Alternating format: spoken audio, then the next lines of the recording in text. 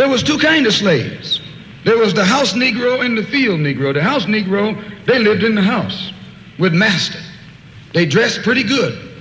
They ate good because they ate his food, what he left. They lived in the attic or the basement, but still they lived near their master. And they loved their master more than the master loved himself. They would give their life to save their master's house quicker than the master would. The house Negro, if the master said, we got a good house here, the house Negro said, yeah, we got a good house here. Whenever the master said we, he said we. That's how you can tell a house Negro. If the master's house caught on fire, the house Negro would fight harder to put the blaze out than the master would. If the master got sick, the house Negro would say, what's the matter, boss? We sick. We sick.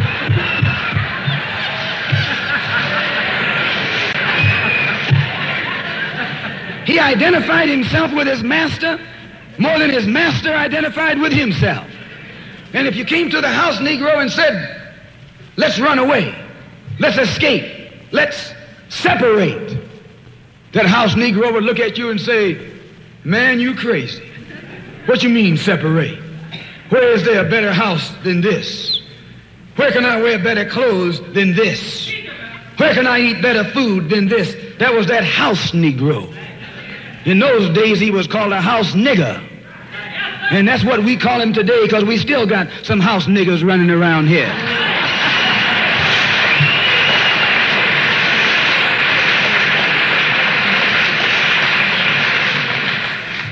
This modern house Negro loves his master. He wants to live near him. He'll pay 3 times as much as the house is worth just to live near his master. And then brag about, I'm the only Negro out here.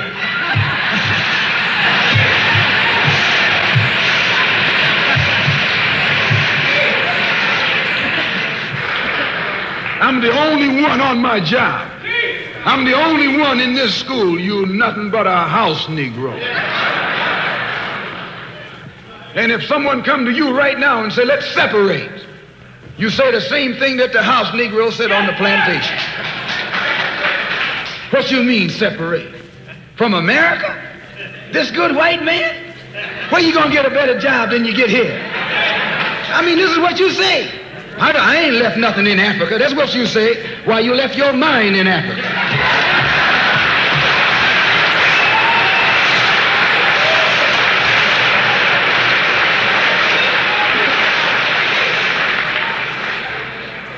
On that same plantation, there was the field Negro. The field Negro, those were the masses. There was always more Negroes in the field than there was Negroes in the house. The Negro in the field caught hell. He ate leftovers. In the house, they ate high up on the hull. The Negro in the field didn't get nothing but what was left of the insides of the hull. They call them chitlins nowadays. In those days, they call them what they were, guts. That's what you were, a gut eater. And some of you all still gut eaters.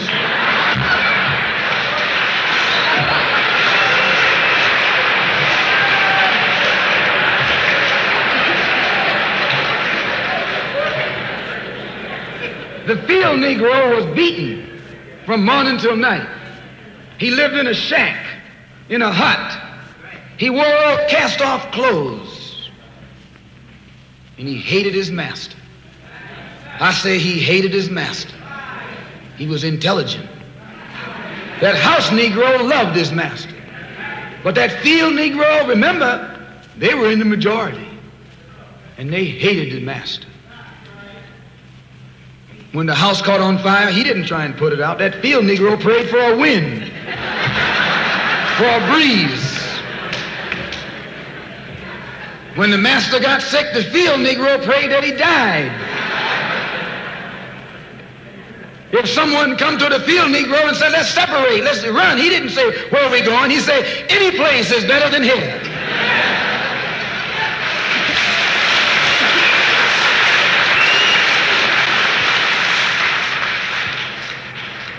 You got field Negroes in America today. I'm a field Negro. The masses are the field Negroes. When they see this man's house on fire, you don't hear these little Negroes talking about our government is in trouble. They say the government is in trouble.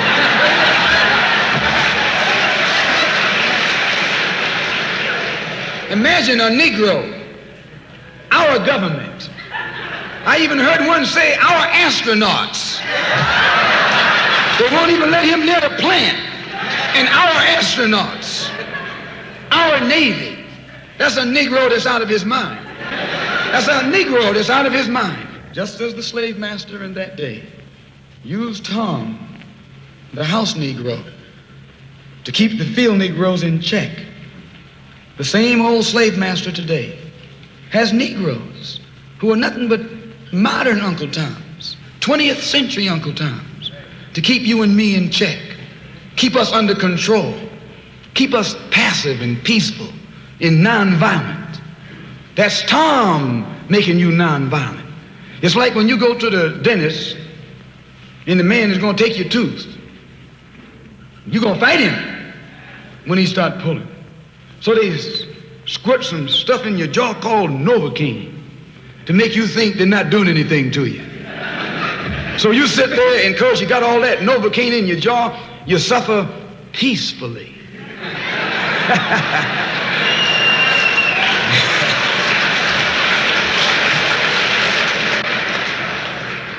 There's nothing in our book, the Quran, as you call it, Quran, teaches us to suffer peacefully.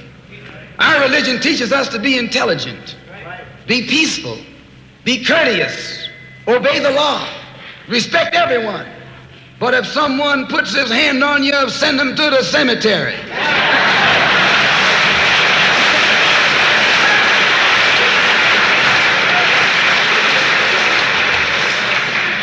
That's a good religion. In fact, that's that old-time religion.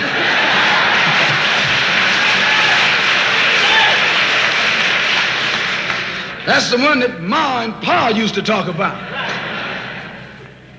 An eye for an eye, and a tooth for a tooth, and a head for a head, and a life for a life. That's a good religion. And then anybody, no one resents that kind of religion being taught but a wolf who intends to make you his meal. This is the way it is with the white man in America. He's a wolf, and you a sheep. Anytime a shepherd, a pastor, teach you and me not to run from the white man, and at the same time teach us don't fight the white man, he's a traitor to you and me. Don't lay down our life all by itself. No. Preserve your life. It's the best thing you got. And if you got to give it up, let it be even Stephen.